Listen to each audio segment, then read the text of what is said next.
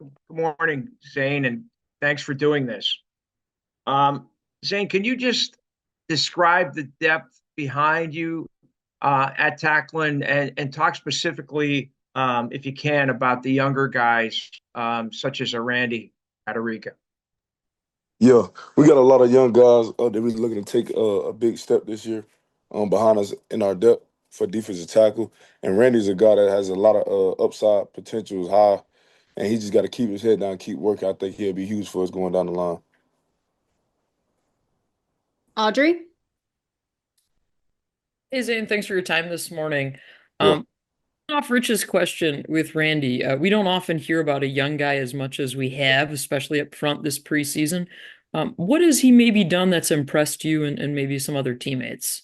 Yeah, I mean his knowledge of the game coming into college early is kind of ahead of others. Like he's way ahead than what I was when I came into college, which kind of shocked me in spring. And then him just continually trying to grow and get better is second to none. So I feel like that's probably the reason why he got so much noise coming in. Greg Pickle? Morning, Zane. Thanks for your time. Yep. In terms of where you feel like this defense is at overall heading into game week, we heard Coach Franklin talk about getting through the install portion of things 2 weeks ago and starting to focus on refining things. So how do you feel like that's gone over the last 2 weeks? I feel like it's going good. I mean, the ultimate test is a game, so I mean, we're gonna find out this Saturday. I feel good about it. I think the guys feel good about it, so we just gotta go out there and show it. Tyler Donahue? Hey, good morning, Zane. Thanks for your time. We appreciate it, man. Yep. Wanted to ask about the offensive guards that you have faced and the interior of this offensive line you've dealt with all month. Yep. Sounds like James Franklin says you're going to play maybe four guards with regularity this season. When Penn State can keep it fresh, what does that present to a defensive tackle over the course of the game when you're working against multiple good guards? Oh yeah, man, that means everything.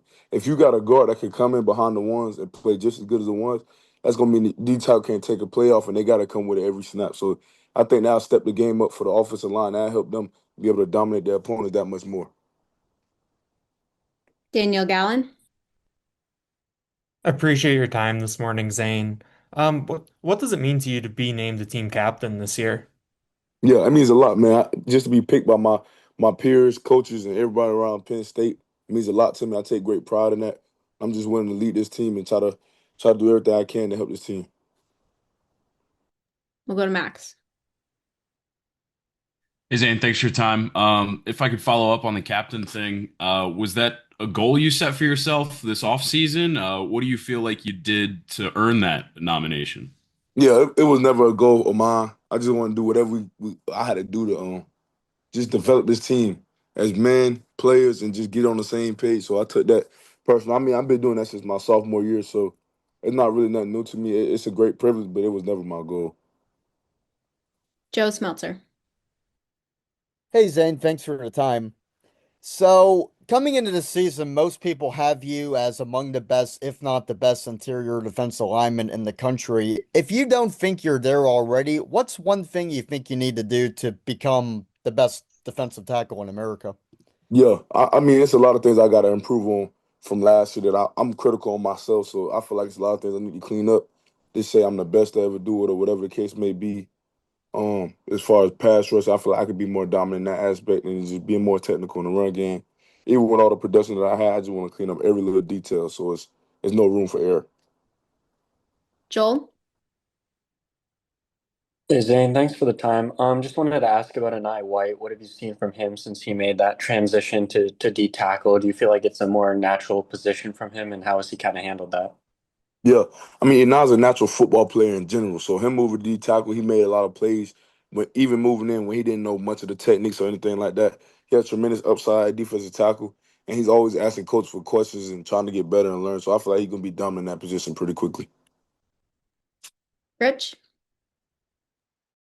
Zane, you obviously are from Florida, and Randy is from Florida, and there's a bunch of guys on the roster from that state. And I was just wondering two things. One, uh, do you think, or how much did your decision, do you think, impacted other guys from Florida to go to Penn State? And what makes Penn State attractive for guys from Florida?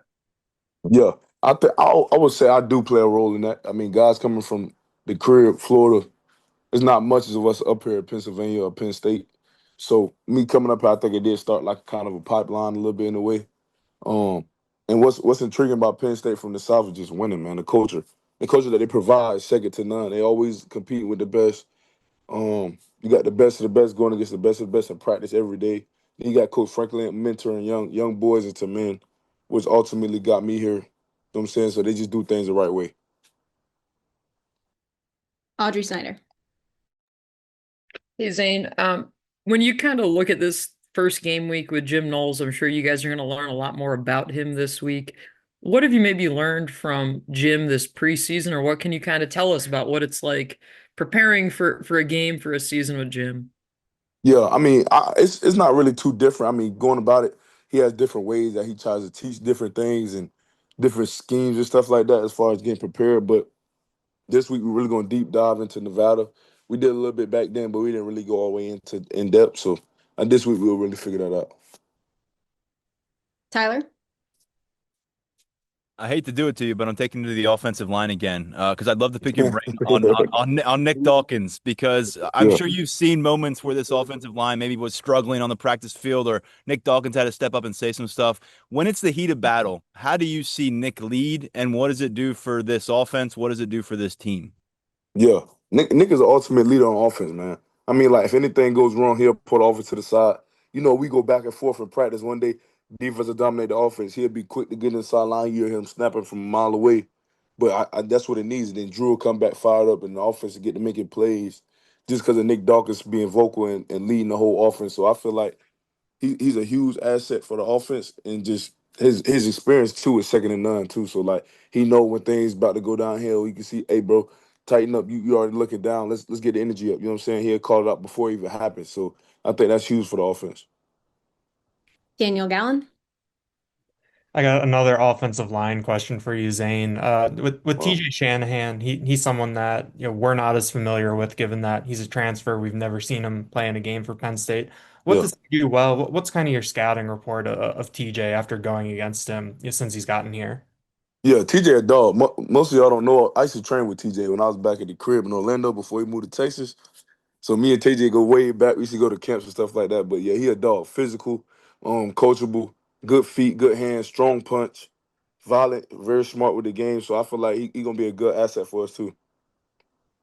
Max. Dan, I want to ask you about another young guy in the defensive line group. We keep hearing a ton about Chaz Coleman. What does a guy like that have to do to, after enrolling in the summer so quickly, be able to get the green light to burn his red shirt? Yeah, I mean, what he put on tape, his effort and his coachability stands out on tape, man. Like you can see in plays, he don't know what he's doing. When he first got here, he didn't know what he was doing, but his effort was always never questioned. Like physicality and effort was never questioned with Chaz. So I thought that separated him too when he came out. Avery. Zane, going to the interior defensive line, having you, Lonzo Ford, Xavier Gilliam, and Anai White, what does that kind of depth do for you? How does that kind of keep you rolling through the game? Yeah, I mean, we all know it's a long season, so having depth at D tackle is huge. It'll prevent less injuries, you know what I'm saying? So you're not getting as much wear and tear on your body. And just having guys that can really do the position and dominate it is excellent for Penn State. Tyler Donahue. Zane, what can you tell us about Owen Wafel? James continues to say he's going to have a role on game days here. He did not play last year as a freshman at Michigan, but when he showed up to campus and put body of work on the practice field, what did that look like to you? Yeah, physical. That's one thing that stepped out. His mindset when he going into things, he's very physical, very coachable too. But his physicality just stands out, man. Like he's not going for none of that. He always going to try to impose his will on the offensive lineman. Last question will go to Audrey Snyder. Hey Zane, going back to Daniel's question about TJ, what can you tell us about TJ when he was younger? What has impressed you about him? What are maybe some of the things we don't know about him just because we haven't seen him in game action? Yeah, man. Going back to TJ, he kind of the same as how he is now. Always aggressive, violent. Like to take the fight to the defensive lineman. He's not passive in anything that he does, and his hands are violent. Like they always been violent. Even when I went against him when I was younger, he kind of translated that to college. So I feel like he's gonna have a big year this year. Thank you. Thanks, Zane, for your time, and thanks everybody for joining us today.